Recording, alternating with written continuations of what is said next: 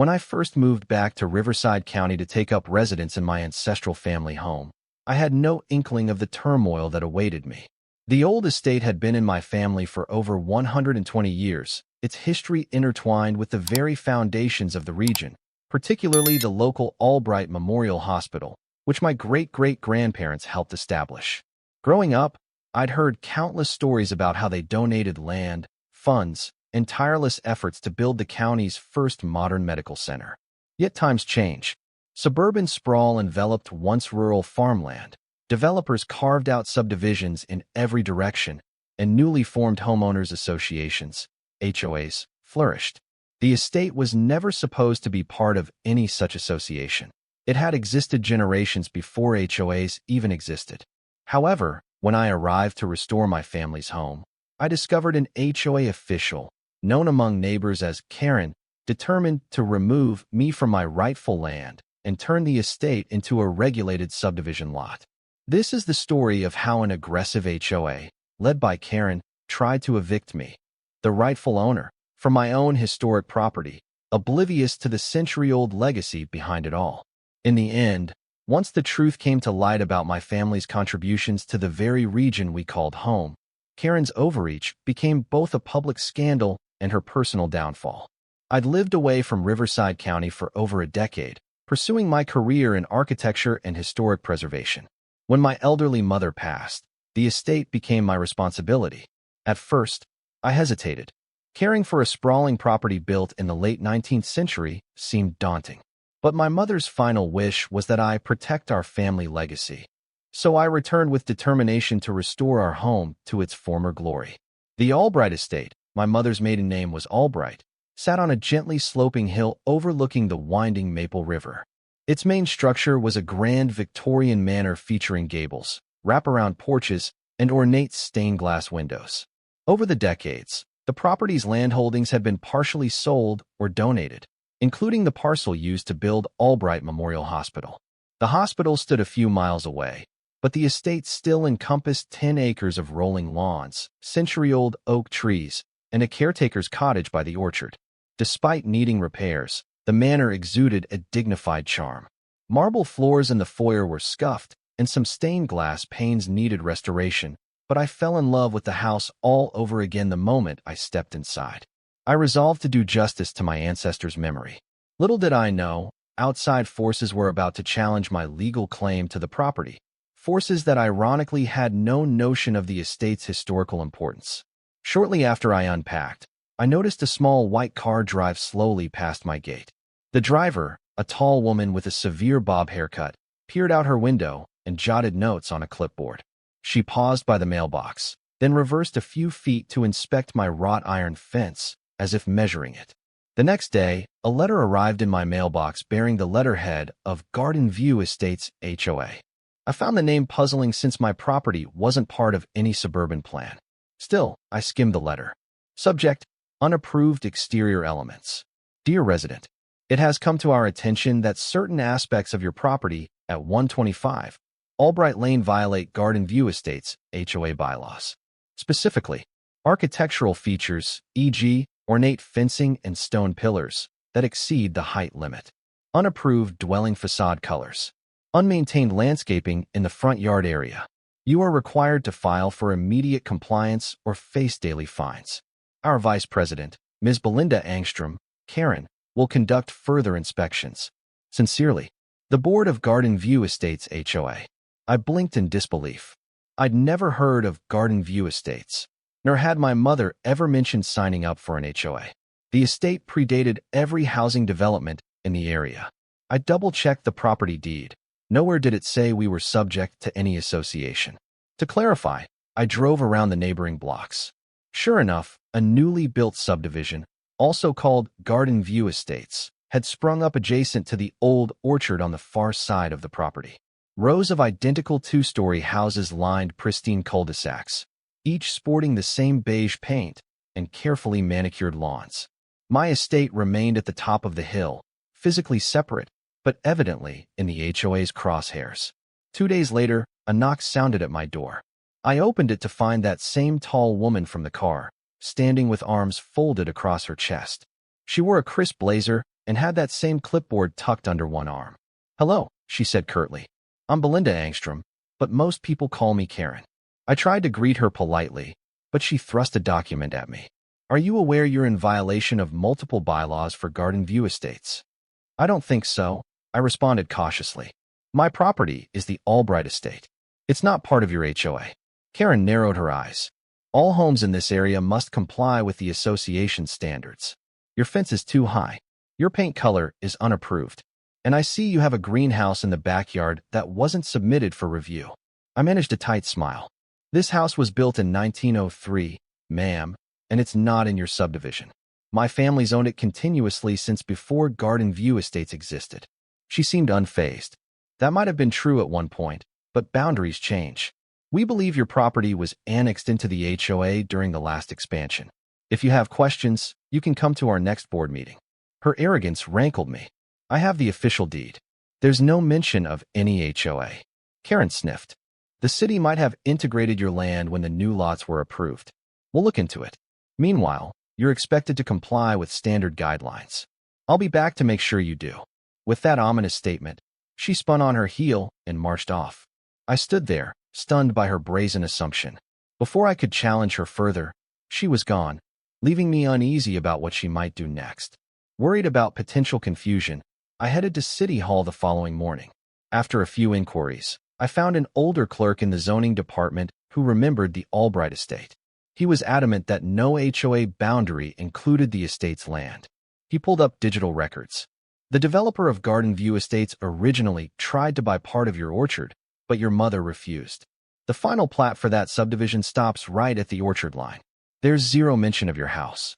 To double-check, the clerk printed out a map with highlighted boundary lines for the HOA. Indeed, the line ended about 200 yards short of the Albright Estate's front gate. The orchard remained separate. Relieved, I thanked him and drove home, official map in hand, thinking this evidence would settle the matter. But just in case, I also visited the county records office to confirm. Their records matched perfectly. My land was definitely not in the HOA. That evening, I typed up a firm but polite letter, attaching the maps and official land records, then mailed it to the Garden View Estate's HOA address. I assumed that would be the end of it. Once they saw the facts, they'd leave me alone. I had no idea how determined Karen was to get her way. Within a week, I received a flood of HOA mail, multiple violation notices referencing all sorts of rules. One letter demanded I remove my circular driveway, claiming it broke the association's guidelines about paved surfaces. Another insisted I pay overdue HOA membership fees. The amounts ballooned daily, culminating in a warning that if I didn't pay by month's end, they would place a lien on my home. Simultaneously, I received a separate letter from Ms. Belinda Angstrom, Karen, personally. "Dear resident, you are currently in arrears for Garden View Estates HOA dues. Additionally, you have been cited for multiple architectural violations. If you continue to ignore these obligations, the HOA will have no choice but to pursue legal remedies up to and including eviction. Sincerely, Karen." Reading the phrase, "including eviction," made my blood boil. She was threatening to remove me from a home that had been in my family for over a century. I set aside the letters, determined to meet this challenge head-on. A quick call to my attorney friend, Lucy Powell, confirmed that the HOA's claims were baseless if they had no legal record of annexing the property. "Just keep a record of everything," Lucy advised, "and be prepared for a potential lawsuit." The idea of litigation was daunting, but I wouldn't let anyone drive me out of my rightful home, especially not a misinformed or manipulative HOA official who refused to see reason. As the conflict escalated, I found myself flipping through old family scrapbooks and letters. My ancestors had meticulously documented the estate's construction and expansions. One photo showed my great-great-grandparents breaking ground at a location that would later become the site for Albright Memorial Hospital. Another depicted them posing with local officials on the steps of the newly built Albright wing of the hospital, named for my family's substantial donations. I found a tattered ledger from 1915, listing each donation my great-grandfather made toward the hospital's upkeep, new wards, medical equipment, expansions. The estate had served as a community gathering place for fundraisers and charity events, especially during the Great Depression. As I read, I felt renewed pride. My ancestors didn't just build a fancy house on a hill. They built part of the region's medical backbone. If the HOA thought they could simply override that legacy, they were in for a rude awakening. Resolved, I scanned these historical records into digital format, preparing to show them at a moment's notice. I also visited Albright Memorial Hospital, speaking with a few staff historians who cherished the Albright family's philanthropic story. They promised they'd help if I needed official historical statements about the estate's significance. Little did Karen know, the name Albright was etched into the region's identity and would soon become a protective shield against her misguided agenda. One sunny afternoon, I was out in the orchard, pruning fruit trees, when I heard loud footsteps crunching across the gravel path. Karen appeared, flanked by two other HOA board members wearing matching polo shirts with the Garden View Estates logo. She didn't bother with pleasantries. "Why haven't you fixed the fence or repainted your house to match the subdivision guidelines?" she demanded, arms crossed. I put down my pruning shears. "Because I'm not in your subdivision. I've sent you the property records proving that." Karen gave a curt laugh. "That's your opinion. We have our own documents showing this land is part of the extended boundaries established during the last development phase." I frowned. "That's impossible. The city zoning office confirms otherwise." One of the HOA board members, a nervous-looking man, spoke up timidly. "Actually, Ms. Angstrom, the county clerk's map indicates." She shot him a glare that silenced him. Then she turned back to me. "If you refuse to comply, the HOA can and will initiate foreclosure proceedings for unpaid dues. We'll schedule a hearing soon. It'd be best if you start paying and follow the guidelines." I stared at her in disbelief. She was essentially threatening to forcibly remove me. "You can't foreclose on a home that's not subject to your HOA, I said firmly. "I have an attorney, and I'll fight any false claim you file." Karen merely shrugged. "You'll see. We'll have our day in court." She and her entourage marched off, leaving me with a knot of anxiety. I knew they had no legitimate claim, but if they tried to manipulate the system or drag me through expensive legal battles, it could become a nightmare. Over the next few weeks, Karen's hostility took on new dimensions. I started receiving odd visits from inspectors claiming to represent the HOA, checking my property's compliance. At one point, a tow truck driver arrived, claiming he'd been dispatched to remove abandoned vehicles. He pointed to my mother's old 1965 Mustang parked in the carriage house. I promptly sent him away, threatening to call the police. Mysteriously, letters and packages I expected never arrived at my mailbox. The postal carrier shrugged, saying he had no idea about any missing items. However, one day I caught a glimpse of Karen lingering near my mailbox, fiddling with something. When I confronted her, she hopped into her car and sped off. I reported the incident to local authorities, suspecting mail tampering, but without concrete proof, it was hard to proceed. Meanwhile, the orchard gate was vandalized one night. Someone spray-painted HOA rules across the wooden arch. Though I couldn't prove it was Karen or her allies, the timing was suspicious. Feeling besieged, I invested in security cameras around the property. If Karen or her minions tried anything else, I wanted irrefutable evidence. Despite having no legal basis, the HOA's board circulated a public announcement in the Garden View Estates newsletter. Foreclosure pending. The property at 125 Albright Lane is in severe violation of HOA bylaws and overdue on fees. The board has determined to proceed with foreclosure if the owner refuses compliance. Copies ended up tacked on community bulletin boards and even distributed to local realtors. Rumors spread quickly that I was about to lose my home, my ancestral home. Outraged neighbors started calling, confused about the HOA's claim. A few had even known my mother and respected the Albright name. They asked if I needed legal help. Others expressed fear that if the HOA could do this to me, they could do it to anyone. Angered, I called my attorney, Lucy Powell, who assured me an HOA cannot foreclose on a property that's never been under its jurisdiction. We filed an immediate cease and desist letter against the HOA, threatening a defamation lawsuit if they didn't retract their false statements. Lucy also demanded we hold an official meeting with the HOA board to present the verified property records and historical documents once and for all. Karen responded by sending an invitation to an HOA tribunal at their clubhouse. The letter read, You are hereby summoned to appear before the Garden View Estates HOA Board to address your outstanding violations and delinquent dues.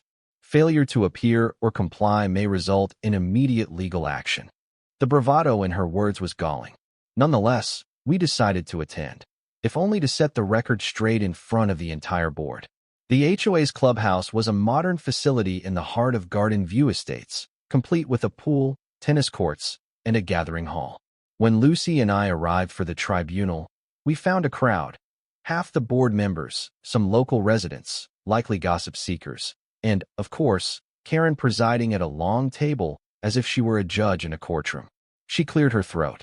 We're here to discuss the serious matter of 125 Albright Lane, which has repeatedly refused to pay HOA dues or correct violations. Lucy raised a hand.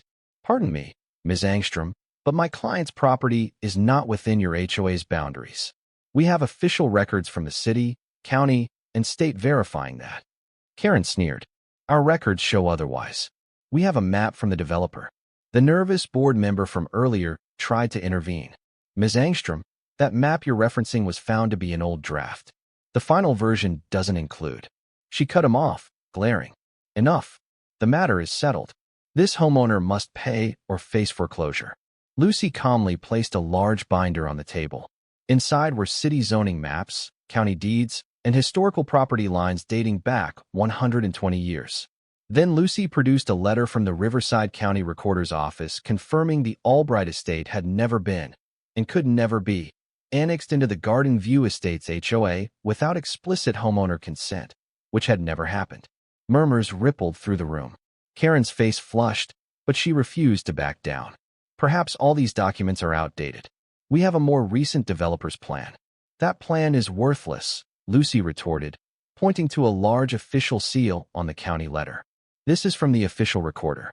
It supersedes any private developer's wishful thinking. At that point, more than half the board members looked visibly uncomfortable, as if realizing they'd been misled. One older gentleman spoke up. If the Albright estate truly isn't in our domain, we have no right to demand fees or threaten foreclosure. Karen shot him a ferocious look. You're all missing the bigger picture. This property stands out like a sore thumb, hurting our property values. We must protect the uniformity of Garden View Estates. Lucy leaned forward. Ms. Angstrom, this is not about uniformity. You're about to face serious legal repercussions for attempting to foreclose on a property that is not, and never has been, under your association's control. I suggest you withdraw all claims immediately. A hush fell over the room. Karen, eyes blazing, made one last attempt. I will not stand for lawlessness. Our bylaws say we can enforce compliance within 1 mile of the association if it affects the neighborhood's aesthetics. Lucy shook her head in disbelief. No, you can't. That's not how HOAs work, and any attempt to enforce such rules is patently illegal. Leaving the board stunned, we gathered our documents and left. The tension in the air was palpable. Karen's authority teetered on the edge of collapse. Over the next week, we waited for some reaction from the HOA. Lucy said it was best to let them stew. Either they'd quietly drop their absurd claims or escalate further. Then something unexpected happened. A local journalist heard rumors of a potential scandal involving an HOA trying to boot a homeowner from a historic property. Sensing a story, she contacted me to learn about the Albright estate. I agreed to an interview, hoping public exposure might protect me from Karen's antics. During our conversation, I emphasized the estate's 120-year history and my family's role in building Albright Memorial Hospital. I showed the reporter old photographs of my ancestors at the groundbreaking ceremony, plus letters praising the Albright's contributions to the region's healthcare. She seemed genuinely impressed. A week later, the local newspaper featured a front-page article titled, HOA Overreach Threatens Historic Albright Estate. Descendants of hospital founders fight back. It detailed the estate's significance and called the HOA's attempts unprecedented meddling. The piece triggered a wave of sympathy and outrage. Social media lit up with supportive comments. Some asked, how dare the HOA try to evict the family whose ancestors literally built our hospital? Others labeled Karen a power-hungry busybody. Local officials took notice. Even the city council released a brief statement affirming the Albright estate's historical value and urging the HOA to respect long-standing property lines. Karen, faced with mounting public scrutiny, lashed out in the only way she knew how: aggression. She posted a lengthy rant on Nextdoor, accusing me of fabricating a sob story to avoid following the rules. She insisted the hospital's historical ties were irrelevant to HOA compliance and that the community's uniform aesthetic took precedence. She also announced that the HOA would sue me for defamation, claiming my interview tarnished their reputation. The post concluded with, "We, the Board of Garden View Estates, stand firm. This so-called Albright estate is not above the law." The difference now was that many neighbors, once silent, had grown tired of her overreach. People who had never met me started rallying, posting images of the hospital's plaque bearing the Albright name. A volunteer from the hospital's historical committee chimed in to confirm my family's legacy, praising our philanthropic roots. Even some HOA members publicly demanded Karen step down as vice president, accusing her of lying about the estate's boundary or forging developer documents. A few threatened to organize a recall vote, furious that she'd jeopardized the HOA's finances. Behind the scenes, Lucy prepared to counter any lawsuit with solid evidence, including the article, official deeds, and the county's statement. We remained steadfast. If Karen pressed forward, we'd bury her in legitimate legal filings. With tension sky high, the HOA board held an emergency meeting. Word spread that Karen planned to push a formal lawsuit, but half the board refused to support her. They recognized they'd be throwing good money after bad, risking an expensive legal defeat and public humiliation. According to a sympathetic board member, who called me anonymously, the meeting descended into shouting matches. Karen ranted about insurrection within the board, labeling them traitors if they didn't back her. She demanded a motion to continue legal actions against me. In a dramatic turn, the board voted against the motion.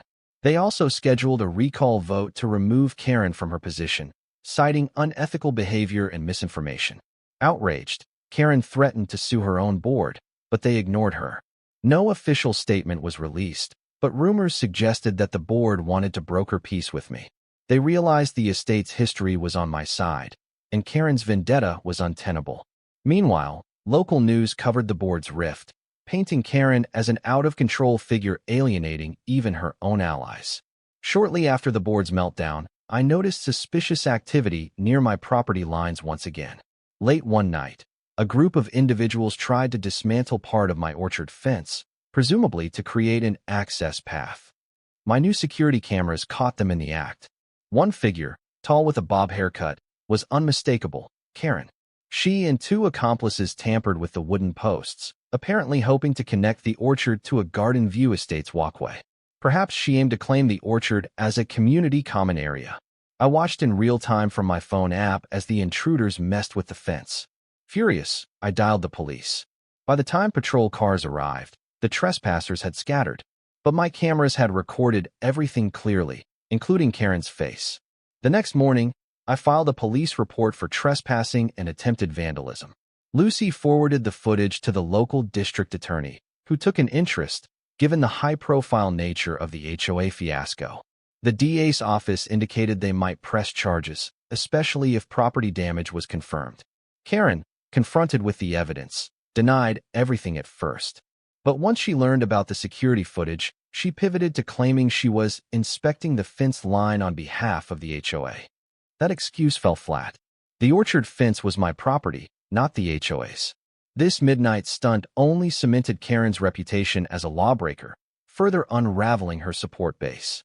In the days that followed, the DA's office gathered statements. They confirmed that the orchard fence was indeed damaged. About 6 posts were loosened.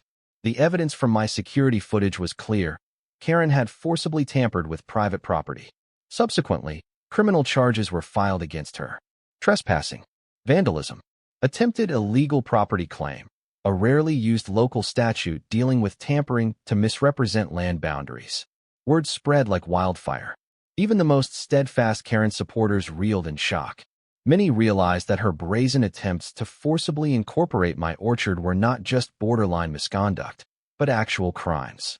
Facing criminal charges, Karen's position became untenable. The recall vote took place within days, and she was ousted from the HOA board by an overwhelming majority. Local media coverage was relentless.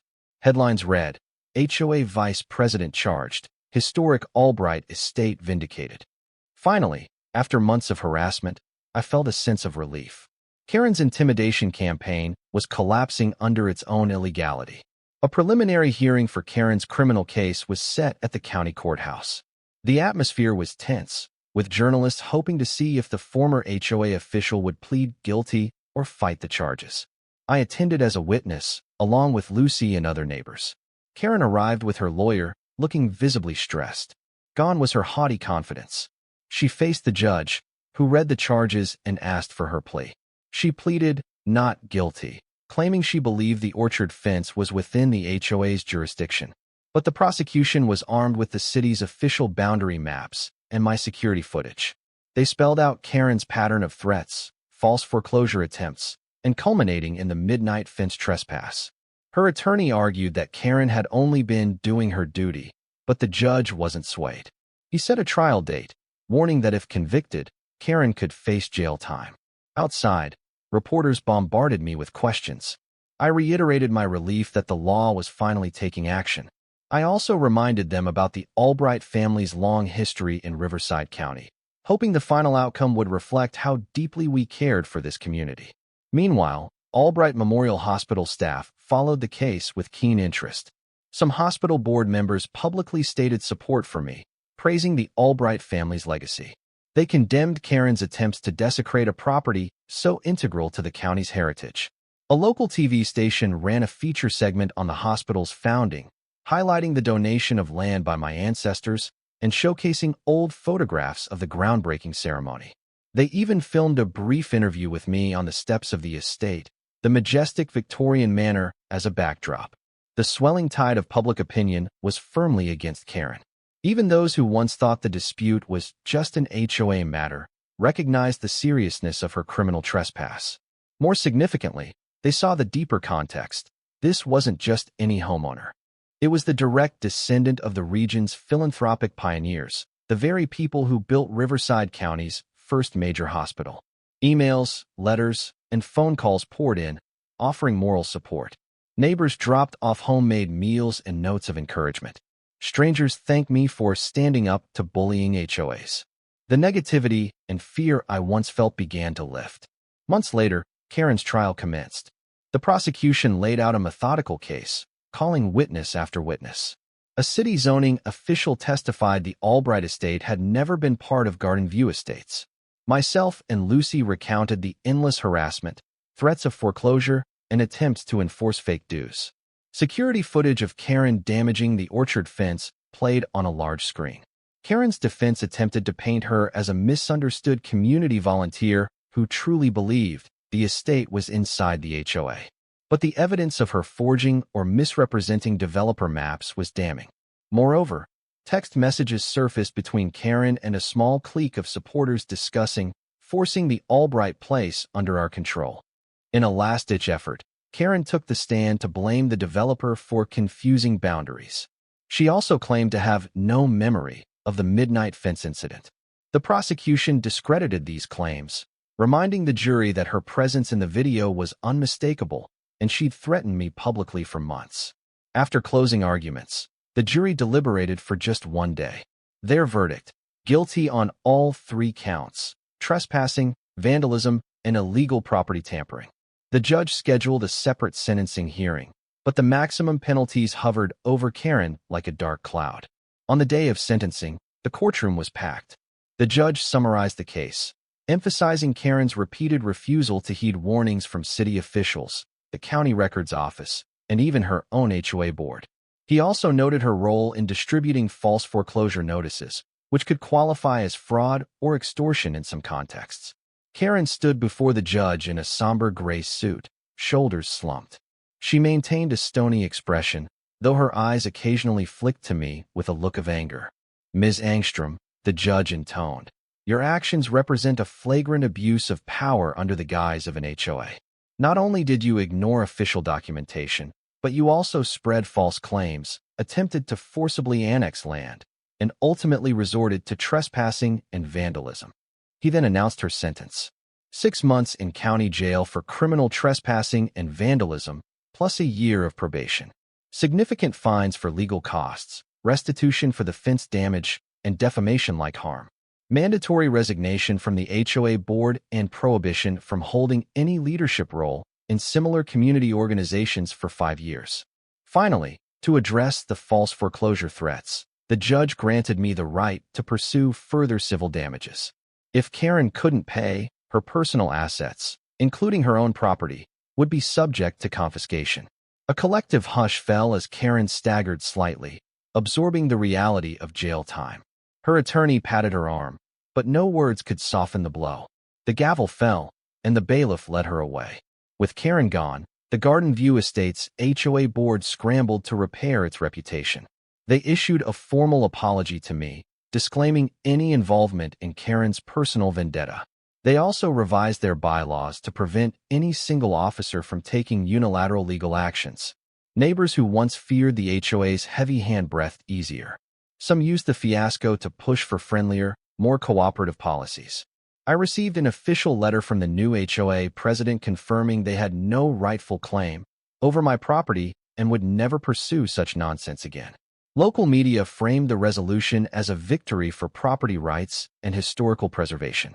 The Albright estate itself garnered fresh respect, a symbol of the county's roots and the philanthropic spirit that founded Albright Memorial Hospital. A few donors even approached me about hosting fundraisers on the estate grounds, recalling the philanthropic gatherings my ancestors once held in the orchard. Meanwhile, I hired contractors to fully restore the orchard fence and improve security systems. The orchard and front lawn, once a battleground of disputed boundaries, now stood as peaceful green space for me and any guests. The tension that had weighed on me for months finally lifted, replaced by a sense of accomplishment at preserving my family's legacy. Months passed, and life settled into a calm rhythm at the Albright estate. I poured my energy into renovating the Victorian manor, polishing its old-world splendor. On weekends, I hosted tours for local school groups, teaching them about 19th-century architecture and the estate's role in Riverside County's healthcare history. Word spread of these educational tours. Albright Memorial Hospital staff frequently joined in, grateful for the renewed spotlight on the founding family. The orchard, once menaced by Karen's attempted annexation, bloomed each spring, producing apples and peaches I donated to the hospital's charitable bake sales, an echo of the philanthropic tradition my ancestors began. Looking back, Karen's vendetta, though stressful, inadvertently shone a spotlight on the estate's significance. Her misguided quest to seize my land ended up unifying the community against HOA overreach. And in the final tally, justice prevailed. Karen sat behind bars, her property confiscated to pay court-ordered restitution. The Albright estate remained a proud, standalone historic landmark, free from forced compliance with any cookie-cutter HOA. The city embraced the estate's heritage more fervently, ensuring future development would respect Riverside County's founding legacies. Each sunset behind the manor's stained glass windows reminded me that no bully could erase a century of history. My great-great-grandparents had built more than a hospital. They'd built a community bond that still held strong. Even in a modern era of endless subdivisions and HOAs, that legacy was unbreakable. And so, with Karen's reign of harassment ended, the Albright estate stood tall, proof that family heritage and the truth can triumph over even the most relentless attempts to rewrite history.